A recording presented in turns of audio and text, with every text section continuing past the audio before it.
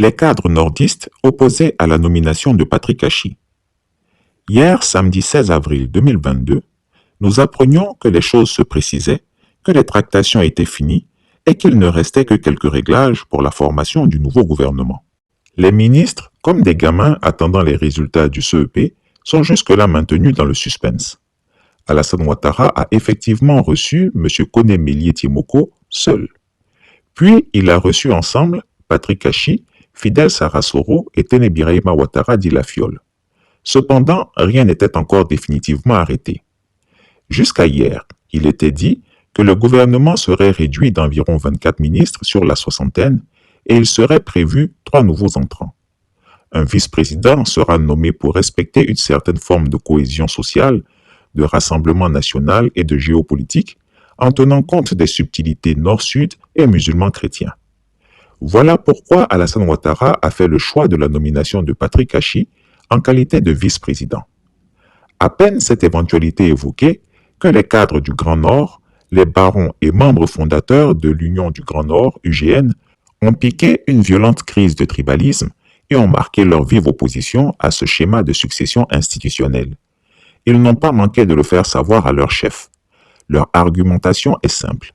Une fois Patrick Hachi installé comme successeur putatif, il pourrait souhaiter ou pousser on ne sait comment Alassane Ouattara à trépas. Ainsi, il deviendrait de droit et sans élection président de la République de Côte d'Ivoire.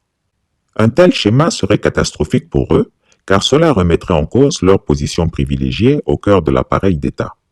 Pour eux, confier ce poste sensible à un transfuge de l'ancien parti unique serait acter le retour du PDCI-RDA aux affaires. Ils n'oublient pas que ce parti et ses cadres les ont combattus impitoyablement pendant de longues années à travers le concept d'ivoirité. Ce traumatisme est encore frais dans les mémoires, disent-ils, pour que l'on prenne le risque de remettre un de leurs anciens bourreaux au pouvoir. Les populations du Nord ne le comprendraient pas. Ils susurrent aussi que les Baoulés ont dirigé le pays durant environ 40 ans sans que cela n'effarouche quiconque. Pourquoi, à leur tour, ils devraient avoir des scrupules? Le pouvoir doit rester au Nord pendant longtemps pour la sécurité de tous, martèlent-ils.